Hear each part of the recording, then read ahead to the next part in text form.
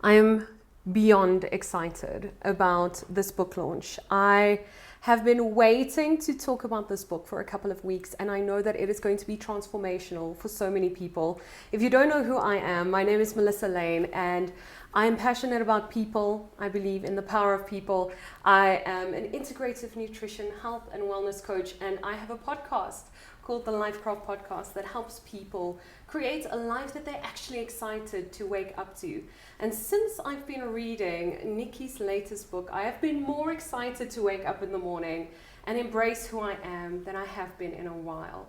I met Nikki just over a year ago, and we only met each other in person yesterday. And I must say that everything that I thought she would be in person, she exceeded. There is magic not only in her writing, but in who she is as a person. And I'm so honored today to be here. But I don't think I'm going to do it any justice to explain to you who Nikki is. So I'm going to ask Nikki to just give a little introduction to who she is. And then we're going to start talking about her latest book called Embrace Your Elegant Power. Nikki, let us know who you are. Perfect.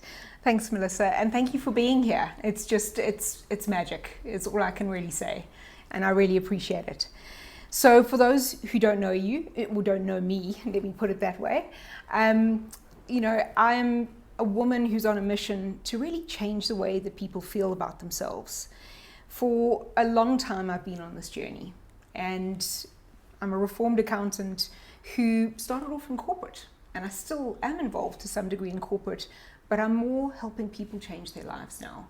And a big tool that I've been working on has been my writing, coming through in my 2 books. First one that came out last year, 7 Steps to Finding Flow, and obviously this one now, Embrace Your Elegant Power. And it's really about how do we take ourselves out of that stressed out state. In the first book, really working with our body and our nervous systems, and now it's the level up to shine and really start to step into our own natural light. Yes, and I know I got to know you and your message through your first book. And it was like reading in one book the last 7 years journey that I was on. And I was so amazed how you took these really complex concepts and just put them in a way that I could understand and that I could give to my clients and that I could give to everyone I know. Everyone who's watching knows that I love gifting this book. But how did you go from 7 Steps to Finding Flow to Embrace Your Elegant Power? How did that journey happen? Well, I think for me, it's really been my lived experience. It's been my journey to heal.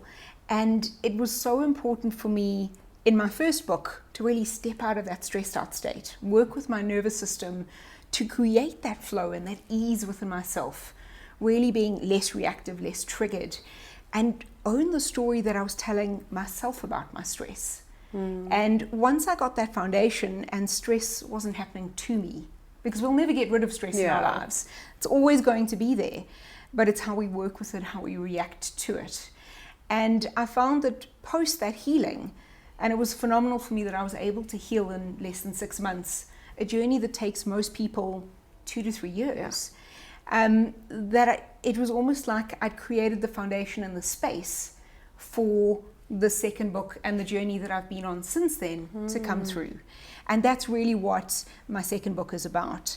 It is really about how we start to trust ourselves again, how we, tune back into that inner knowing and really start to embrace all of our unique gifts, knowing that we've got that foundation within ourselves. It creates that foundation in order to step up and shine and step out of all of those expectations that create a lot of that stressed out state to begin with. Absolutely. And as I'm sitting here, I can remember I was so excited to hear you speak about the second book. And I thought, oh my goodness, if the first book was so amazing, how amazing the second book is going to be. And then I got to this first part in the introduction, and I just want to read that to you guys so that you just hear. You say in the introduction, you are already enough, more than enough. At a soul level, you already know this, but you may have unconsciously forgotten it. What is it that we forgot when it came to knowing that we are enough? How do we get to that point of not owning, not coming out of the womb knowing that we are enough? I think there is so much that exists within the stories that we're told, within what I refer to as the shoulds that we need to unshackle from, that tells us that we have to become, that we have to achieve, that we have to strive to become more. And it creates a narrative for a lot of us, almost like a paradigm within our lives, that says that we only become enough once we've done something, once we've achieved something. And as a woman, it's been a perpetual story within my life. Go to school, get the A's in matric, qualify whatever at university, and then you get on the career path. You can take it around health and wellness. You're only enough and someone said it to me the other day, when you're tall, skinny, and blonde. Yeah, and we all know that story as a woman. It's terrible. Like, I am not one of those things. And it's so true. At least you've got the blonde as well, but it's really tough. And how do we break out of that, Nikki? Well, I think we have to really start to change that narrative and step away from the expectations that we've created for ourselves, we believe other people have created for us, or society's created for us. And for me, one of the biggest things that I've woven into this book is stories from throughout my life. Yes. Because it's really about reminding ourselves that we've always been enough. We don't need to become more. We're enough right now. And I think as soon as we start to learn to trust ourselves through those small moments that build up within our lives and create the sense of, I've got this, and actually I've got my own back, and I can start to trust my knowing, my intuition, really grounding back into our bodies, that's when we start to learn to trust ourselves again. And we actually realize that we don't need everyone else's approval for everything that we're doing or who we are as a person. Sure, we need to work within society and we've got to navigate that, but we can't do it from a place of a lack of self-worth. And so for me, it's so important for people to tune back into that self-worth and remember that, we're all enough right now. And I think that for me is the most important message to come through for a lot of people. Absolutely, and it does come through in the book, and I love that. And I know there might be someone sitting at home thinking, it sounds great. Melissa, Nikki, it sounds great. It sounds great to think that I am born enough and that I can step into that self-worth. And you mentioned where to begin, and I love that chapter so much. My goodness, we can talk about that chapter for hours alone. About the shoulds and the stories that we have, but I'd love to dig into that a little deeper. What are some of the shoulds you had that you had to dismantle and let go of to actually embrace your elegant power? Well, I think there's so many, and I often speak about the stories that were told. They can be ones that are passed down through generations, because storytelling it creates a context within our lives, whether we know it or not, a narrative that often exists within our minds or within how we live our lives. And I think it started at a really early age for me because, and luckily I was brought up within a context that helped me step out of them from a very, very sort of young age as well. You know what it's like as a little girl. You're supposed to be pretty and pink, play with the Barbie. I was friends with all the neighborhood boys, and so I was go-karting. I had roasties on my knees all of the time, and half the time I was building tree forts. So that was a way that I really stepped out of that. But I became more confronted with some of those shoulds as I got back into, I stepped into school, and all of a sudden I was like, oh, I'm supposed to be these things. I need to achieve. I need to get good marks because there's this goal to go to university, and you've got to know what you're going to do. At one point, I think I wanted to be a hurricane chaser from Twister. But that is brilliant. I would have loved to have that be part of your story, but I'm happy you're here today. That would have been epic, Nikki. But yeah, but I mean, it's those stories that come into our lives, and especially as a young woman, they're like, okay, right, you should be, getting this qualification, and then what's next on your career path?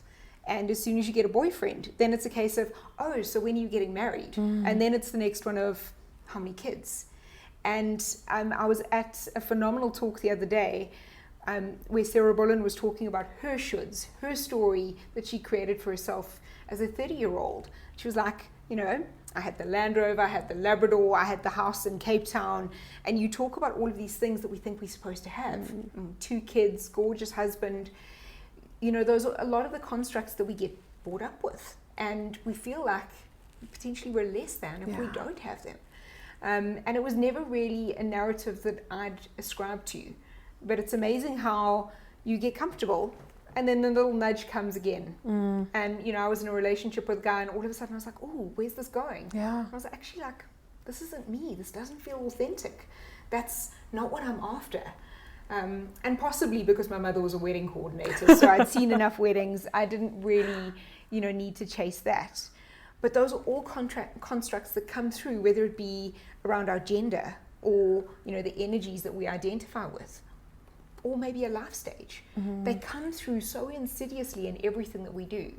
And I mean, I stepped away from one just recently, which was the role I was supposed to be chasing within a corporate career.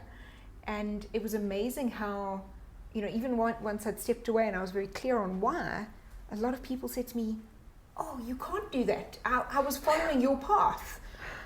And that's when I really realized that we've each got a responsibility to start to really own the stories that we're ascribing to within our lives and asking if they serve us. How can we start? If someone was sitting there listening to you speak now, and like I have related to like the whole go to school and then get married and have kids, and inside of them they're like, but that's not me, that's not who I am. In the book you talk about intuition a lot. And I know that it's so powerful, especially when you want to break out of your stories. How do you start tuning into that intuition again and using that to start breaking down those stories and just deconstructing them? So in the book, I refer to that as our knowing. And for me, it's that voice within you, whether it be intuition, whether it be instinct, whether it be that gut sort of like, you know, kick that we get every now and again, or our emotions. There's so many ways that our knowing comes through. But for so long, I think we've shut it out because there are these expectations, there are these shoulds that come into our lives. And we start to give power within our lives to authorities outside of ourselves. And that can be, you know, whether or not it's an authority figure, can be a theory, a model, a path, or a story that we've been told. But we have to remember and start to own those and actually ask if they serve us. And so I often say to people, consider where you're using the word should or expected. And I even catch myself. Occasionally I talk about something and I'm like, oh, I should do this. And I was like, oh. And once you become aware of it, that consciousness comes through. And all of a sudden you start to just notice where they come through. And once that permeates your awareness, it's amazing how powerful that ownership is when you really start to be aware of it. And then question which ones serve you. Sure. Because some of them will serve us for a stage in life, a path that you're on, because everyone's at a different stage in their journey. And, you know, this book is not for me to prescribe that this is what someone should think or follow. It's asking you to start to trust yourself again, tuning into those little moments that come through into our awareness as we start to really sort of level up. And I think such a powerful tactic to tune back into that knowing, that intuition, is to remember that we've got to get grounded back into our bodies. And it's a concept I bring up in the first book, because for so long we've spoken about intellect, you know, our IQ and our emotions, our EQ.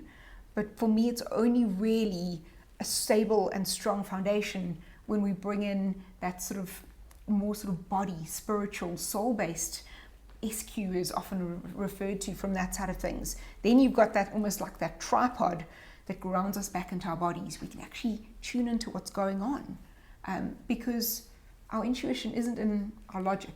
It's not in our intellect. And so many people think that intuition is logic. And that for me is the biggest mistake. And we have to remember that intuition comes from within our bodies, but we have to create the space to hear it.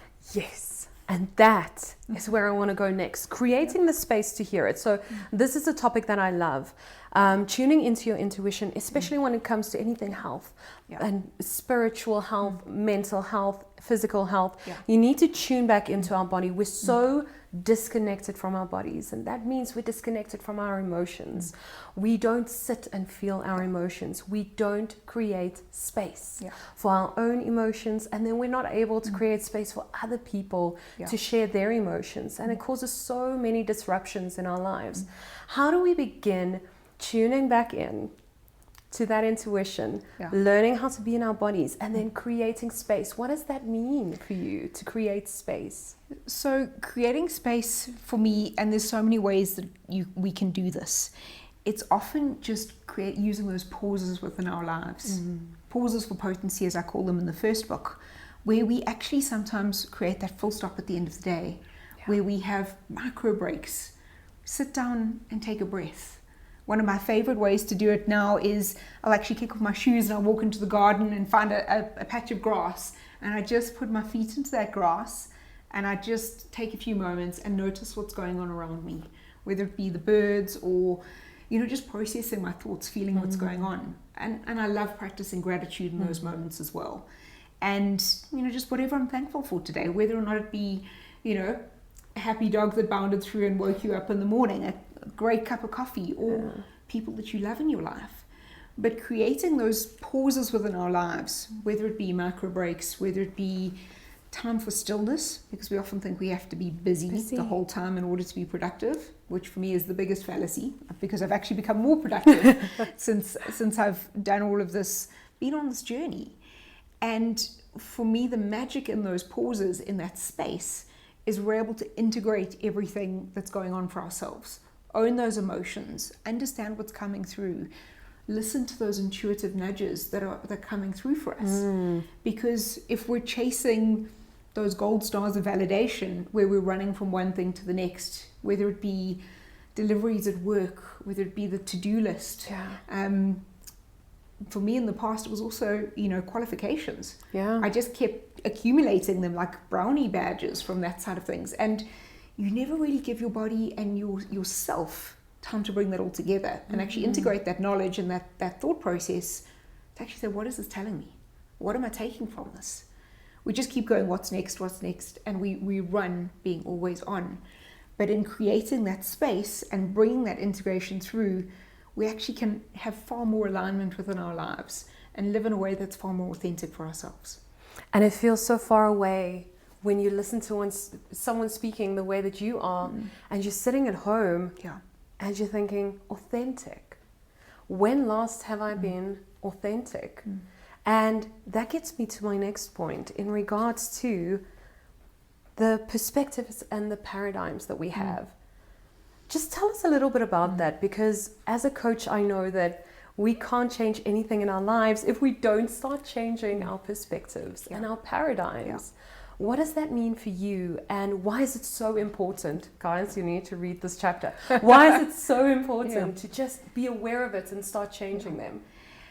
So for me, I think for so long people have put across concepts as the truth, when in fact they're actually a truth. And I think that for me is really what was a big premise that I brought into this chapter. And I've brought through a whole lot of paradigms that I've worked through. It's not exhaustive, there are far more. And it's not an absolutism. It's just saying, look at something from a different aspect.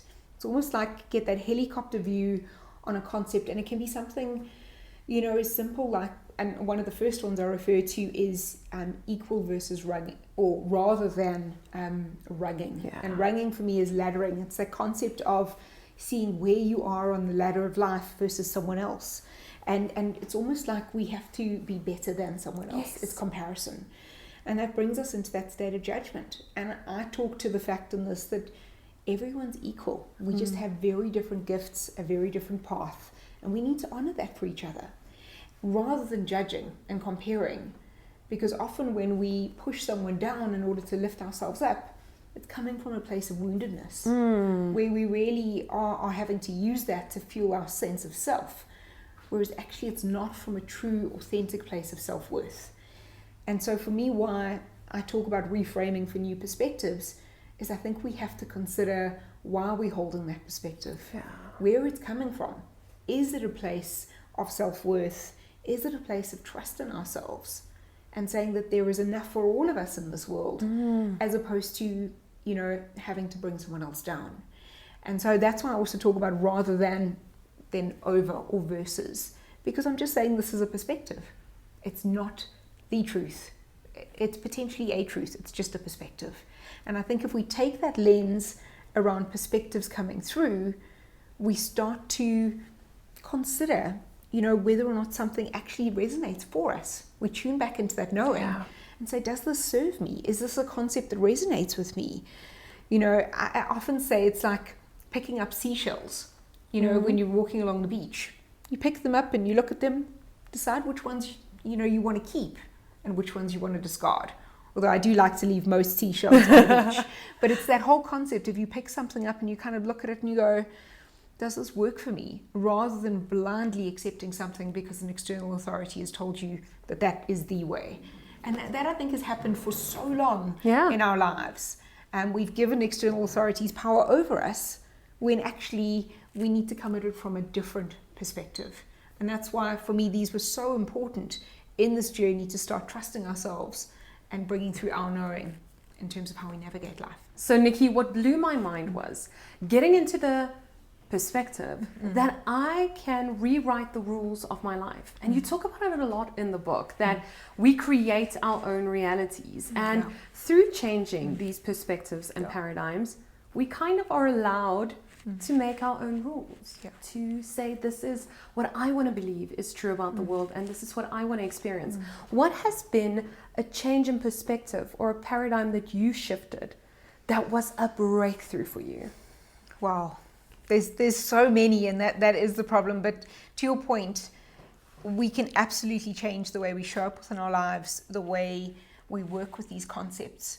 And I always talk about it's not about, blindly accepting something. It's not just, we can't go and drive drunk or under the influence of alcohol, because we decide that that's not cool for us anymore. It's around really, looking at these things and saying, how does this serve me? It's taking full ownership within how we show up from that perspective. I would say one of my, and that's why I'm trying to think which is my absolute favorite, because I'll give you a different answer on any given day. Because it also depends on where I'm at from that perspective. But one of the ones that I absolutely love is thoughtful simplicity rather than overcomplicated. Because I often find that people almost throw everything into the pot. It's almost like they're trying to cover all bases. And then we overcomplicate things, whether it be solutions, whether it be how we show up, our thought process. I see it so often when people are building things or, and especially within a corporate environment, trying to solve a problem. People overcomplicate the problem and they think of every single permutation. We'll get there. But sometimes we have to just look at the solution to a problem. It can be in our lives, it can be in a relationship, and say, actually, that's all that is required right now. Let's just take it down, because actually that's where you've gotten to that more elegant solution that's thoughtful, that's thought out, and it actually solves the problem in a way that feels easeful, rather than cluttered and overcomplicated. And that to me often speaks to not trusting ourselves. When you give every option to a problem. You know what it's like when someone lists every alternative, rather than taking that moment to step back. And there's times for that in brainstorming, but to step back and rather go, actually, we've spoken through everything here. I think this is the right solution. And for me, it takes a restraint. It takes a deep understanding of the problem, but we actually solve it more easily. We often come up with a better, and I'll use business lingo here, client experience, or a better sort of, compromise within a relationship, whatever the problem may be. And that's why I think if we can get it down to that simplicity, rather than the overcomplicated sort of solution that we think will solve everything, meanwhile, no one really understands what we're trying to do. Yes. And it just says, just this is enough. And that for me is so powerful. So that's one of my favorites. And then I do also love soul rather than strategy. Yes, let's dig into that one a little bit, because I was reading it and I was like, how powerful is this? So talk about soul over strategy. And I mean, it's it's my MBA classmates will have a heart attack at that one. But I think for too long, when I talk about strategy, businesses still need a strategy, but it talks on how we show up within our lives. If we become too strategic about everything, every interaction, it becomes a lot more, cold and calculating almost, where we're trying to navigate the best solution for ourselves. But if we bring back that energy of abundance where there is enough for everyone, we still want to, work out a commercial solution, but it's that idea of a rising tide lifts all boats. And how do we come up with the best solution for everyone, knowing that there is enough for everyone? We bring that energy of abundance back, rather than I'm going to hoard all of this money for myself. I don't care who else I step on in the process. And I think for me, it's bringing that energy of soul through. We can still have a strategy, but don't be, have that real sort of cold-hearted, strategic sort of lens that says it's just this, and it's just about our outcome. How do we squash everyone else in the process? Because I do think we need a far more sort of collective energy going forward where we support each other. We collaborate rather than we compete. And that's another one that I bring through in the book as well. For me, all of them, and so many of these concepts in the book for me are interrelated. It's like working with a Rubik's Cube where they're just layered, and it depends on which sort of side you're looking at and how the concepts come through. But I do think we need to bring that energy of abundance through to everything that we do and really try and support everyone, and believe that everyone's coming from the space of the greatest good. Yeah. And it made me think about your entire chapter about energy and understanding energy. And the average person hearing the word energy and thinking, it's woohoo, it's crazy. Everything is not just about energy. We live in the real world. How can your energy influence what happens around you? But you put it so eloquently in this book, how our energy is so important, and how we exchange energy, and how when our energy balance is off, it makes such a big difference. Please share a little bit about that, because it was just such a powerful chapter, and I think everyone just needs to understand that before they get into that whole transrational woohoo energy. It's not that. It's the way you bring about yourself in life. So please explain. And I mean, there's a few concepts of energy that I bring through in the book. I talk about sort of, that energy equation. But I also talk about bringing an energy of easefulness as a frequency within our lives. And so, I'm going to start on the second one, actually, which is around that frequency that we bring through, because that is an energy. We're all energetic beings. All of our cells vibrate at a different frequency. Anyone who's done, science, looking at sound at school will understand this. And we don't lose energy, we transform it, as you've mentioned. And we can either transform it into something that's powerful and uplifting, joyous and radiant, or something that's dense and very sort of contracting. And I think we need more expansive energy within our lives. It talks to how we navigate our days, the resilience that we show up within our bodies, how we're managing it through the flow of our day rather than redlining ourselves throughout the day. And I think if we understand the energy that we bring to a situation, in the first book I refer to that tightly clenched fist rather than that gently unfurling hand. People feel that. People sense that. Our bodies sense it within ourselves, and that triggers a stress response. And because we all possess energy within our bodies, and we're energetic beings, in terms of, I can simplify it for people and refer to, electrical current. We have that within ourselves. That's how they can resuscitate us from a medical perspective. Our bodies sense that. And it's that sense of safety that comes through, but also how we navigate our days and how we make other people feel around us. I know that's so big. When my nervous system was strung out in a state of freeze, people could feel the tenseness in my body. I was on edge. I was triggered. I was reactionary. Everything was happening up close and personal. And that's why I talk about being a frequency holder, because you bring a sense of calmness to a space, and it's contagious. All of a sudden, everyone else starts to just breathe. But if you walk into a room, and we've all been in that scenario where someone comes in and slams the door and is, uptight, everyone feels it and everyone gets on edge. Yeah, and everyone makes fun of it, but you're like, are you okay? And then they're like, I'm fine, but you know they're not fine. You can feel that energy. You absolutely can. Yeah. So how do we get into a place where, if we're listening to this, and we are definitely going to get the book, what can we do right now to get ourselves into a different state of energy, to start just experiencing the flow and the ease that you talk about?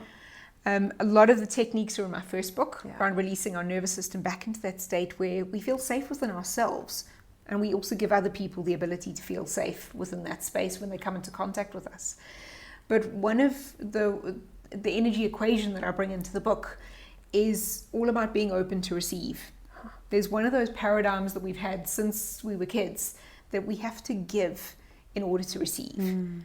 And you know, it was definitely a construct within my life that you had to give more than you expected to receive.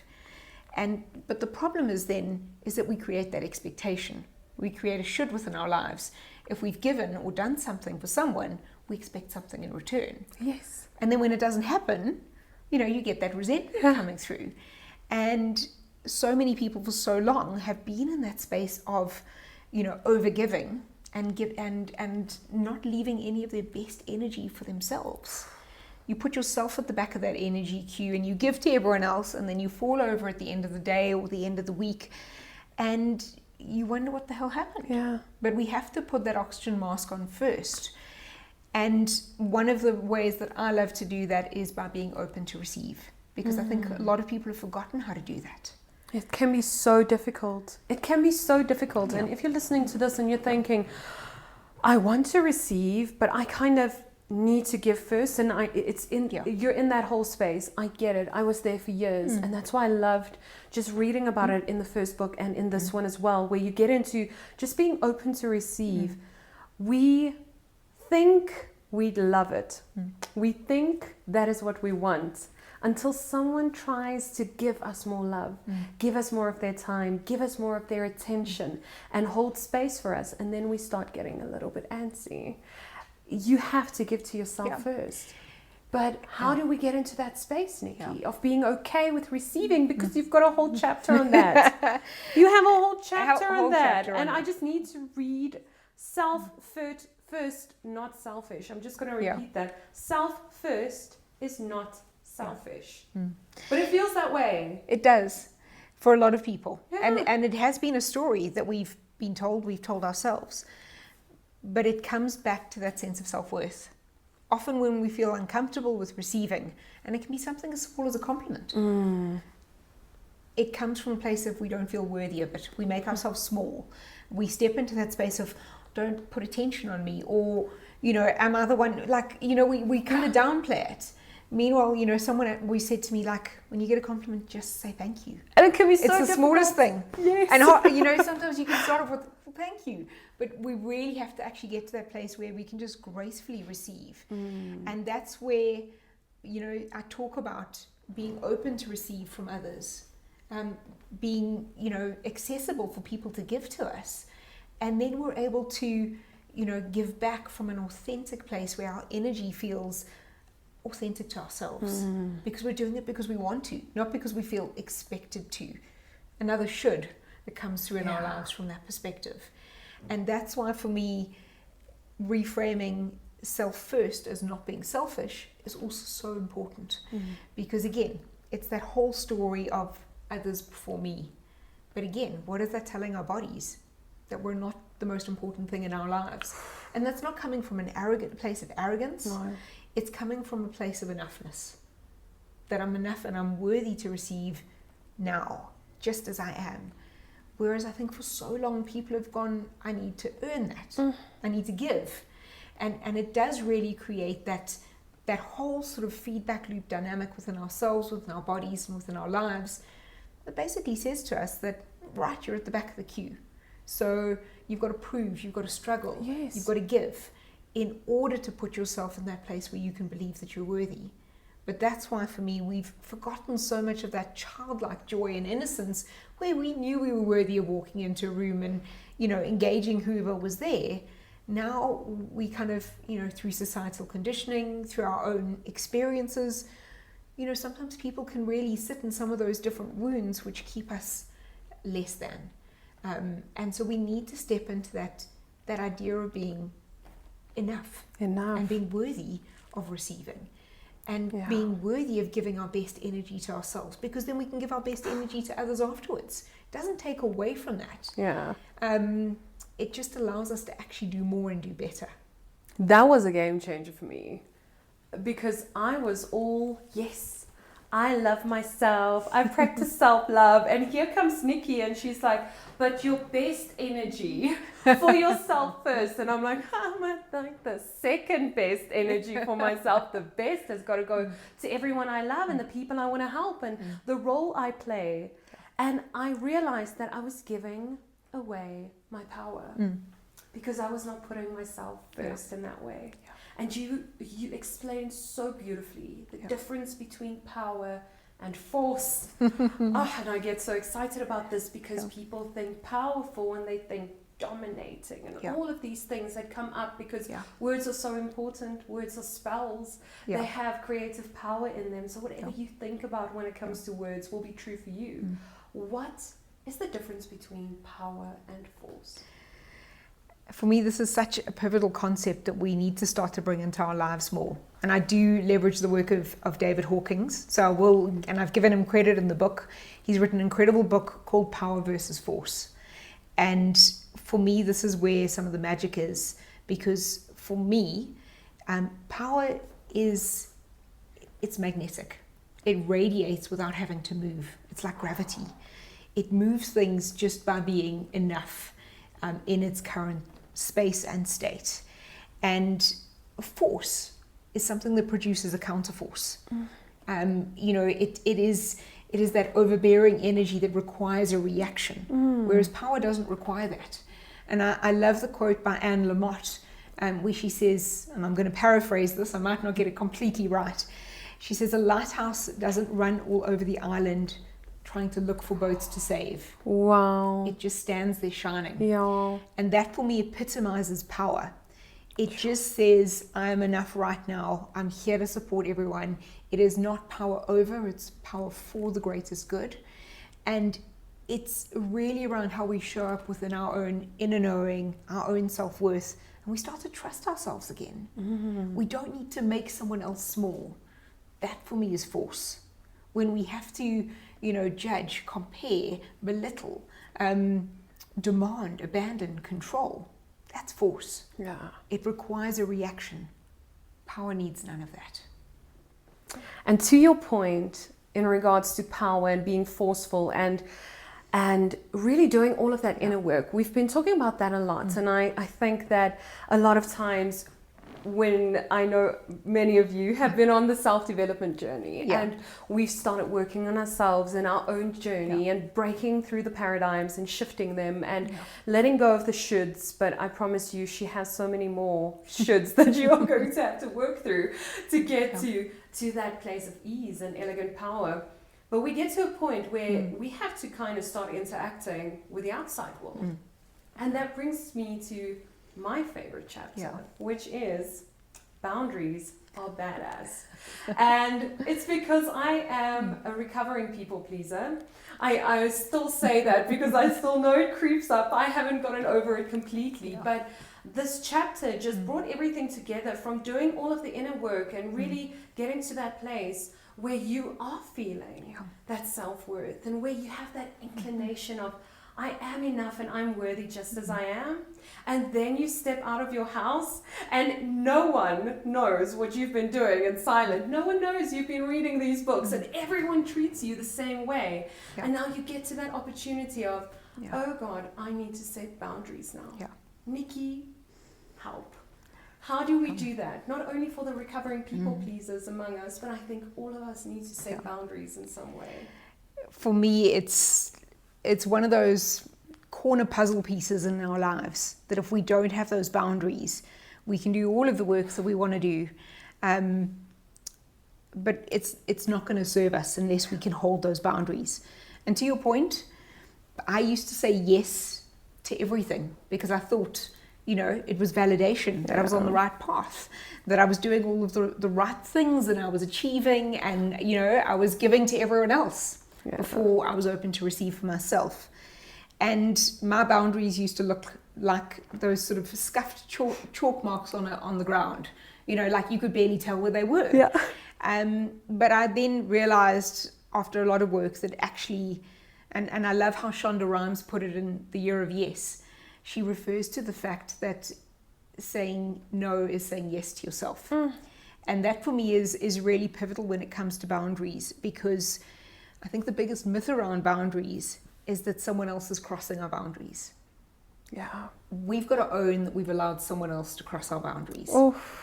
And that is the hardest thing because it requires ownership. It is. And when I read that, Nikki, I'm not just going to go past that. Like, yes, you guys, it drops into your soul where you realize there wasn't one time in your life that someone overstepped your boundary. You let them do that.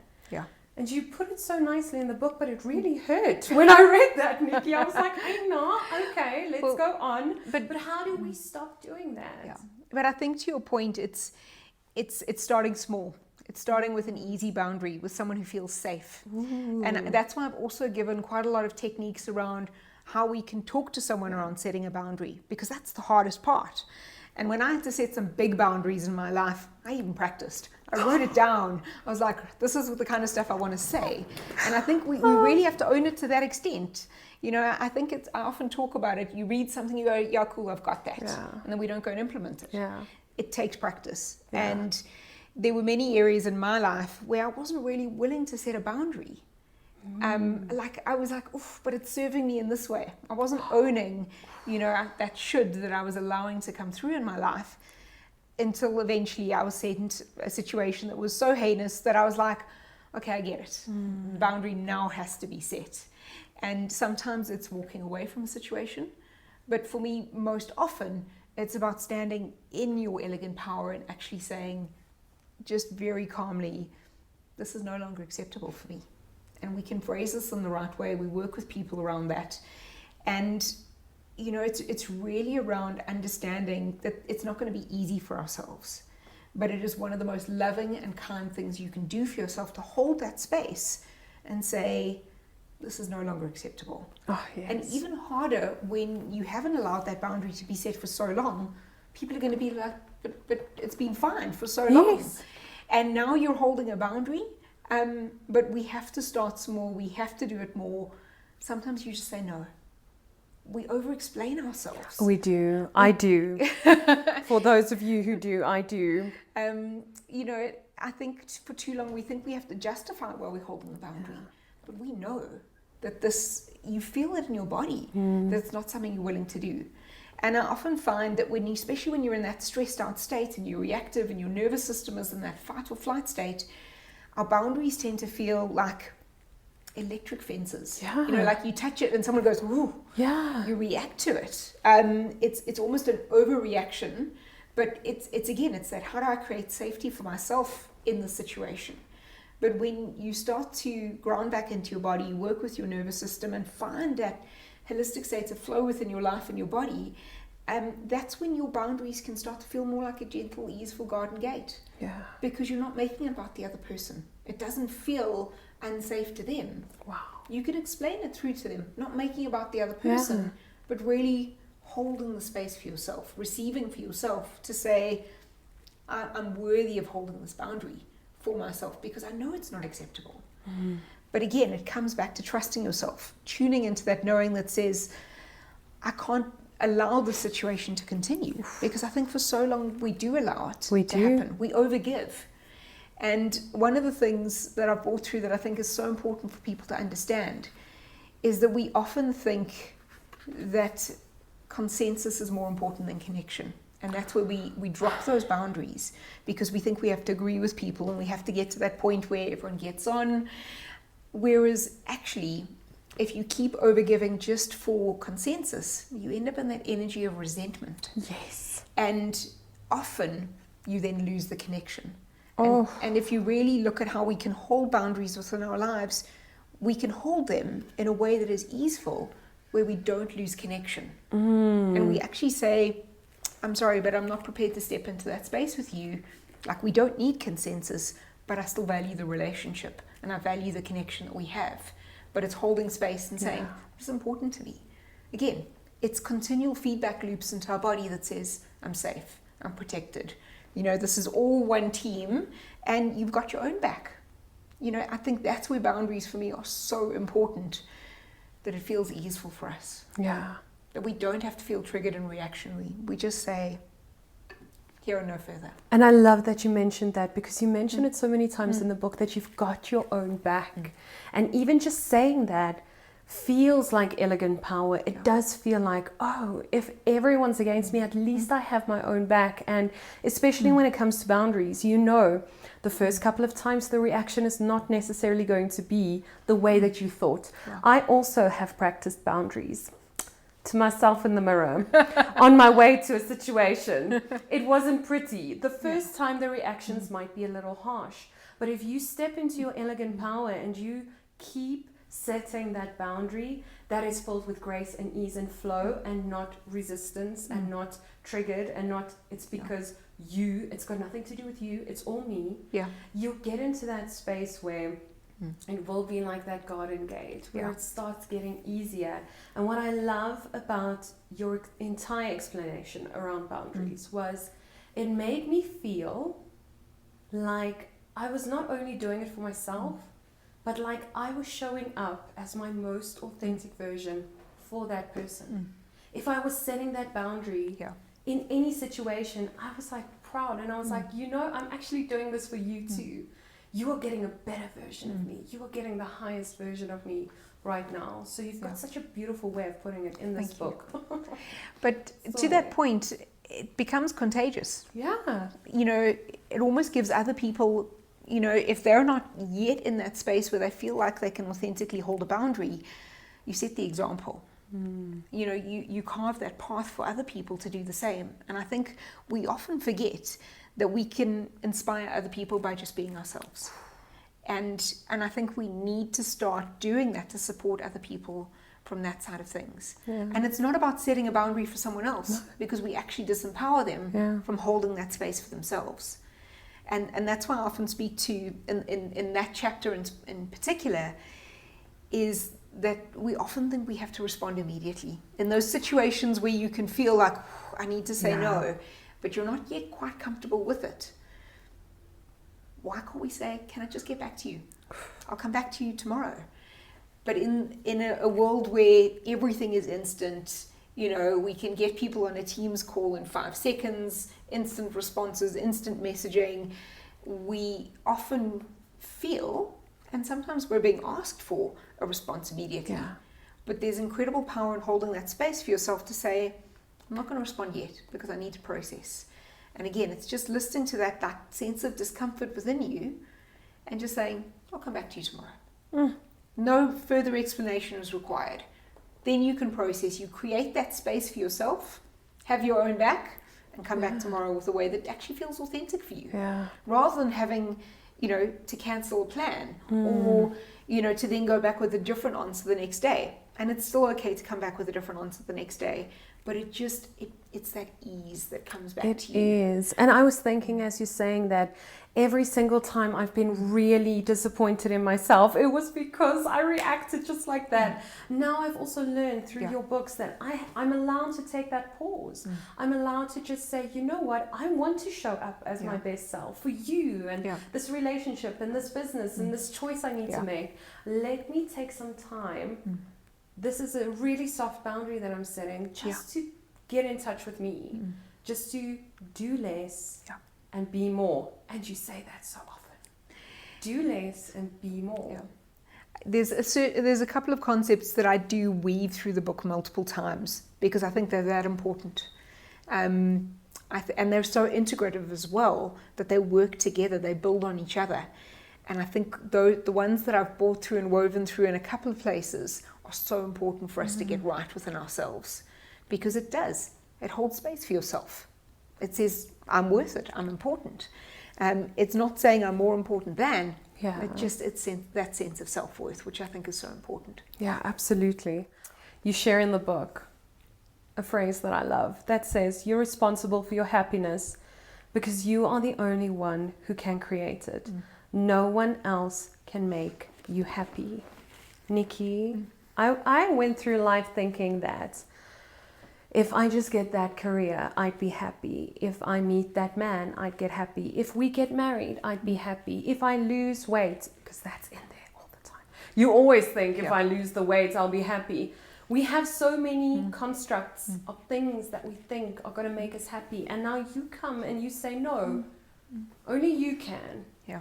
How, when we're sitting in a really difficult situation in our lives, where we think, you know what, no, Nikki, just more money, a better petrol price, these things will make us happy. Yeah. How do we get to that point of realizing that, no, it's actually you? It's, if we only, centering into our happiness is the most important part, and I'll talk to that process now. But I think you've raised a very valid point that I think is worth mentioning, because we often think someone else will make us happy in a relationship, or that job, or, we use those ifs, those shoulds, as that tether point, that anchor point for our happiness. But it's not stable, because something's always going to change. Life will happen.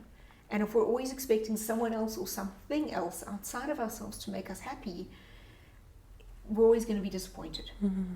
And for me, it's really around tuning back into ourselves and actually understanding what are the things that brings us joy, bring ourselves joy. It doesn't have to be big things. It can be those small things in the morning that you're grateful for. And how do we bring more of those things where you get lit up inside? How do we bring more of that into our lives? When you get excited about a concept, whether it be a podcast you've listened to or something that you're reading or connections with people, we do more of that, and we learn we learn about those moments that bring us joy and the things that create ease within our lives. Those are the things we need to start bringing more in. Yeah. But if we ascribe our happiness to something outside of ourselves, we're always going to be disappointed. Whereas if you take a relationship, for an example, is if you bring two people that are happy within themselves, that have a life that they love, it's then around creating, far more magic within that relationship with those two people together. But it's never an expectation, a should, that then thinks that person should show up in a certain way in order to make us happy. It's not someone else's job. It's not.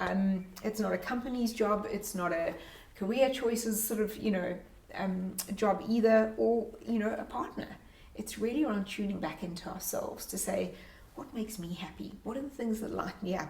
Where do I find that slipstream in my life where things just flow with grace and ease? And how do I do more of that? But again, we have to create that space to actually figure out where we're happy and do the work to understand that and bring more of that into our lives. And know that you're worth the time it takes. You are worth it. Nikki, I would love to know, what is your favorite chapter in the book and why?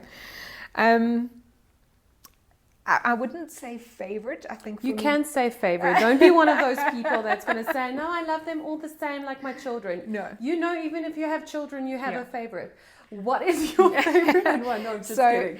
So the one for me that really resonates the most is, and in fact the one I think most people should read, is actually the final note. Yeah. A Path to Success Through Ease. That was another one of those pieces that I wrote that just came, and I barely edited it. I was like, that's how it's going to be, that's what it is. And I think I love it the most because it's almost like that reminder when you're having a moment of not feeling enough, of not feeling like there's enough ease within your life. I go back and read that chapter, and it's almost like the cliff notes, and I go, right, center back in. Yeah. And because I have a second favorite, is the definition of elegant power. Oh, yes. And that for me is just, it was again something that I knew I was going to be asked, what do you mean by elegant power? So, I wanted to ask that now. So hence it got put into the book as the first thing you see is it's my perspective on what elegant power is. It can be different for so many people, but those to me are my two favorite ones, mainly because the final note encapsulates it all, and elegant power really tells people what this book is about. Yeah. But if I have to choose an actual meaty chapter in the middle, boundaries. Absolutely. Because they're badass. No, and without them, we are going to get sort of, tossed about when life happens. Who did you write this book for? my gut response to that was myself, because this was my journey. You know, I often speak about the fact that we teach what we've learned. And this is my lived experience. This is my journey. Both books are my journey. But I've written it for other people who are looking for a way of more ease. Because I do believe that I'm not alone. I'm not the only one who's been through these struggles. I reference in the first chapter around knowing, receiving an email that I just had that visceral response in my body that I was like, here and no further. We've all been in that situation. It's a different email. There's different role players. So many of these scenarios I've realized through my first book are common for so many people. But a lot of us keep these things to ourselves, whether it be through shame, that we think we're alone, that it's not okay to say that we're struggling with something. So I really wanted to share with others, and hopefully they found this path sooner and more easily than I did. But really it was a very cathartic process for me to really, introspect and reflect on the journey I've been on over the last couple of years. And as you said that, I became so emotional because you can feel it in every single chapter of this book. It's you and your journey that you wrote so that we could kind of get from A to B a little quicker and with a little bit more ease and really allowing ourselves, and I'm saying allowing ourselves to step into our own elegant power. Nikki, I just want to say thank you, not only for who you are, for the light you bring, for the fact that you did make me emotional and I didn't want to cry today, but for the fact that you wrote this book. Thank you. That is going to help so many of us in different stages of our lives. Just remember who we are and just tap back into that power that we innately have. And as you said in the beginning, we are enough. And each of us are so enough. And when you are done with this book, you'll have that inside of you. You'll be able to get onto a path of knowing, not just believing and not just wishing. So thank you for that. It's an absolute pleasure. Thank you so much. I really appreciate it. And thank you to everyone who's joined us. It was amazing having you guys here and part of it. Go out, get the book for your friends and family as well, because I know there is going to be someone in your life that needs what Nikki is sharing, because as she said, we've all gotten that email, we've all had to set boundaries, we've all gotten into situations in our lives where we forgot who we are, and we need to remember, and this is what this book will do for you.